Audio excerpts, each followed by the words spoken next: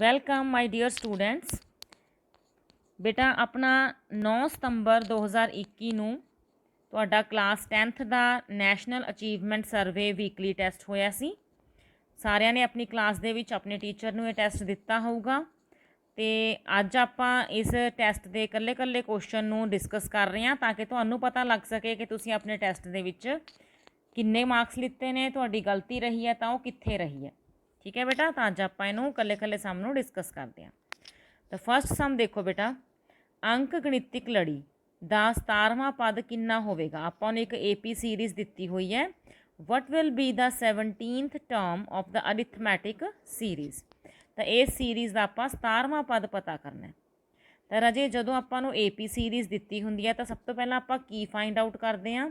उहदे विच्चों first term किन्नी है 7। तो फस्ट टर्म 7 है। डी फाइंड करते होंगे साझा अंतर A2 - A1 करके, या कह लो पिछली रकम दे विचों मूरली रकम माइनस करके वो कितना आ गया तुहाडे कोले 10। तो इस तो बाद आपने जिहड़ी टर्म पता करनी है तो टर्म वाला फॉर्मूला लिखो जरनल टर्म का AN = A + N - 1 × D। तो AN की जगह आप की लिखांगे A 17th, क्योंकि 17वां पद पता करना है। वैल्यूज़ जिहड़ियां पता ने रजे फिल कर दो।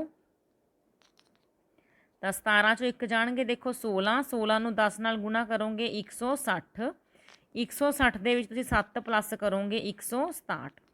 तो यह किहड़ी ऑप्शन है बेटा 167 C ऑप्शन। तो फस्ट क्वेश्चन समझ आ गया।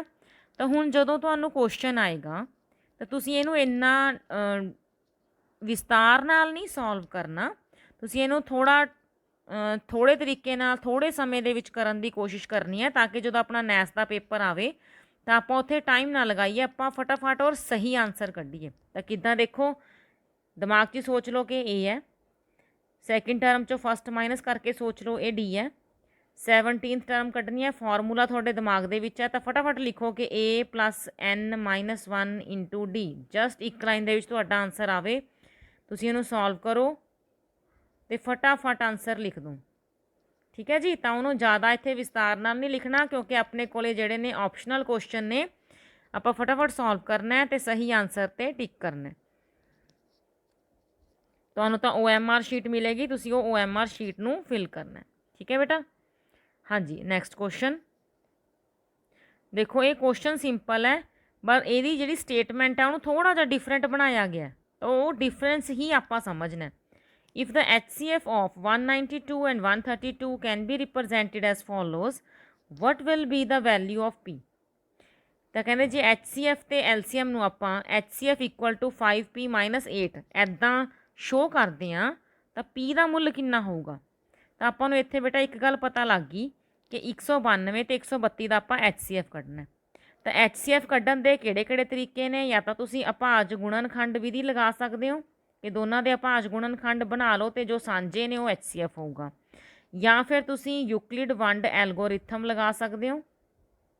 ठीक है, उहदे नाल भी HCF फाइंड आउट कर सकते हो।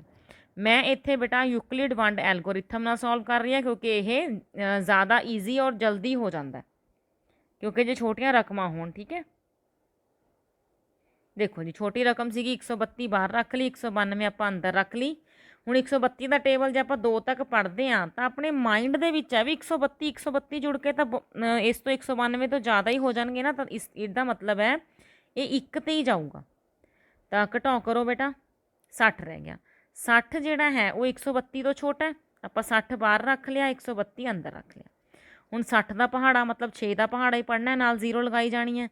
6 एकम 6, 6 दूनी 12, 6 ती 18, तो यह मतलब है 2 ते जा रहे हैं। 6 दूनी 12 नाल 0 तो आऊगी। 132 चो 120 घटा दो बेटा, 12 रह गए। हुण 12 फिर छोटा रह गया, 12 आप बाहर रख लिया, 60 आप अंदर ले गए। 12 का टेबल पढ़ लो।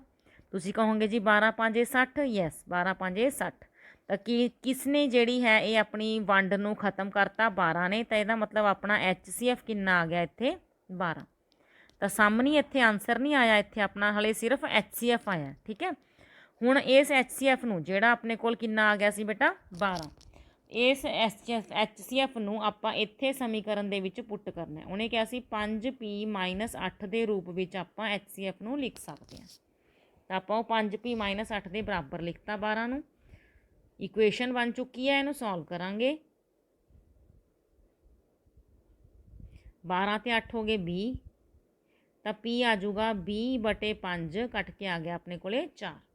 तो पी का आंसर कितना आ गया राजे 4, जिहड़ा कि है ऑप्शन बी। देखो तुसी पेपर दे विच टैसट दे विच यही करके आए सी ना, तो बी ऑप्शन आ गया अपने कोले। थर्ड क्वेश्चन देखो, इहदे विच आपां नूं 2 इक्वेशनस गिवन ने, एक्स तुरा ते वाई तुरा, ये 2 आपां कोल लाइनस गिवन ने। इन्हां दे विचकार बने कहंदे आयताकार खेतर दा खेत्रफल कितना होवेगा। Find the area of rectangle formed between x-4 equal to 0, y-2 equal to 0, x axis and y axis. अपने कोल 4 लाइनस ने, ठीक है। इनू आपां ड्रॉ करके देखते हैं। तो राजे पहला कार्टीजन प्लेन बनाना है। इधर हैगा अपने कोले एक्स, इधर हैगा अपने कोले एक्स नैगेटिव, वाई नैगेटिव, अपने कोले वड्डा जिहड़ा अखर है वो 4 है। 4 तक आपां ड्रॉ कर लैने आ। जदों इत्थे 4 तक आपां ड्रॉ कर लिया, देखो 1 2 3 4, ये रफली ही करना है क्योंकि अपने कोले थोड़ा टाइम होगा इनू सॉल्व करन दा, ठीक है। तो x-4 इक्वल टू 0 का मतलब कितना है, x इक्वल टू 4।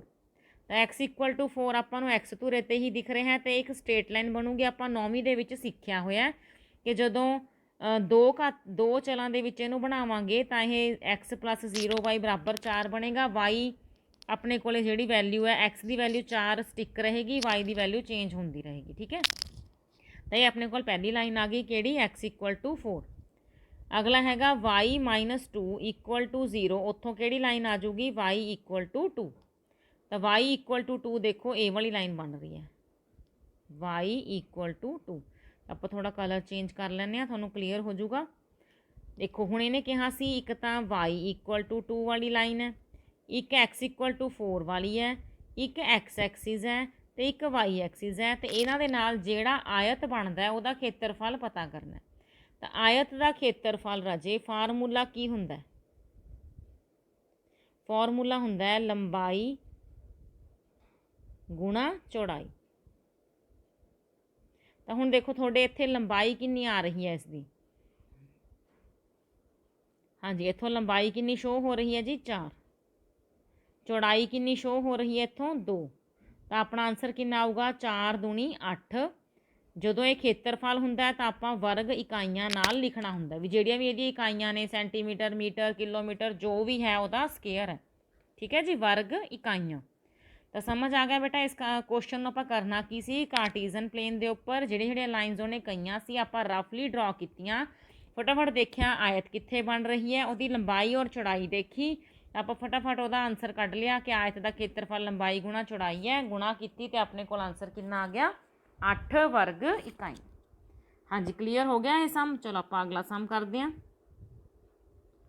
अगला सम है देखो, रजनी एक सम पंजभुज की रचना करती है तो इसकी हरेक भुजा कितनी है 12 सेंटीमीटर।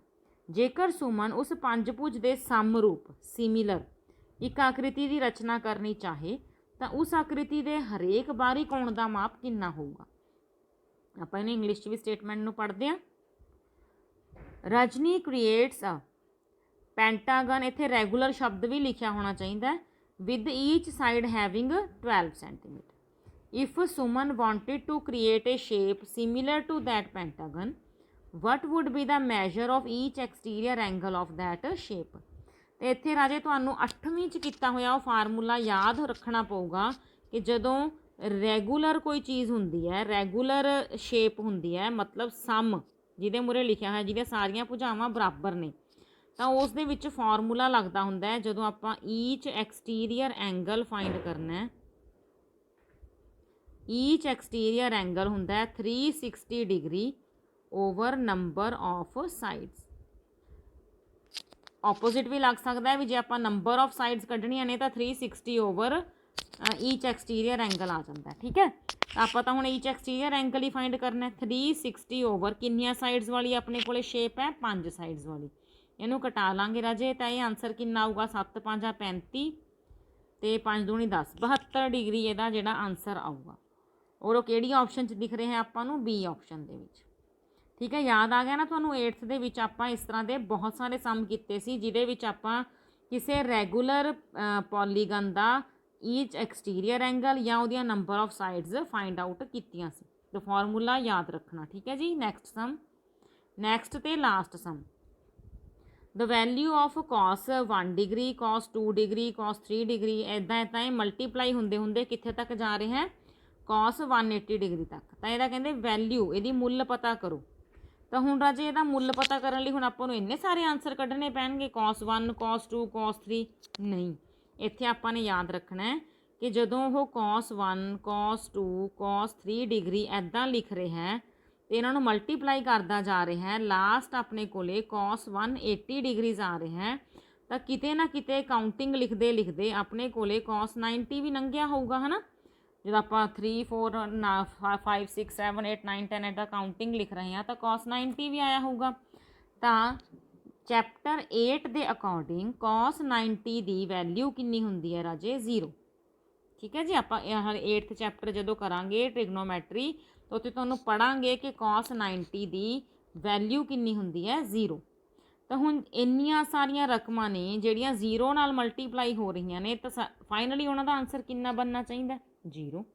ਤਾਂ ਇਹ ਤਾਂ ਆਪਾਂ ਨੂੰ ਸ਼ੁਰੂ ਤੋਂ ਪਤਾ ਹੈ, ਜਦੋਂ ਆਪਾਂ 0 ਦੇ ਨਾਲ ਗੁਣਾ ਕਰਦੇ ਹਾਂ ਕਿਸੇ ਵੀ ਰਕਮ ਨੂੰ, ਕਿਸੇ ਵੀ ਟਾਈਪ ਦੀ ਰਕਮ ਨੂੰ, ਤਾਂ ਆਪਣਾ ਆਨਸਰ ਫਾਈਨਲ ਕਿੰਨਾ ਬਣਦਾ ਹੁੰਦਾ ਜੀ? 0।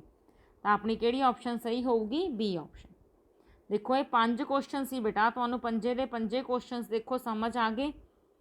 ਜੇ ਸਮਝ ਆ ਗਏ ਤਾਂ ਇਹਨੂੰ ਇੱਕ ਵਾਰ ਫੇਰ ਦੁਬਾਰਾ ਕਾਪੀ 'ਤੇ ਸੋਲਵ ਕਰ ਲਿਓ, ਲਿਖ ਕੇ ਰੱਖ ਲਿਓ। ਠੀਕ ਹੈ, ਤਾਂ ਕਿ ਜਦੋਂ ਤੁਹਾਨੂੰ ਤਿਆਰੀ ਕਰਨੀ ਹੋਵੇ ਤਾਂ ਇਹਨਾਂ ਨੂੰ ਬਾਰ-ਬਾਰ ਆਪਾਂ ਪ੍ਰੈਕਟਿਸ ਕਰਦੇ ਰਹੀਏ ਅਤੇ ਆਪਣੀ ਜਿਹੜੀ ਤਿਆਰੀ ਆ ਬਹੁਤ ਵਧੀਆ ਤਰੀਕੇ ਨਾਲ ਹੋ ਸਕੇ।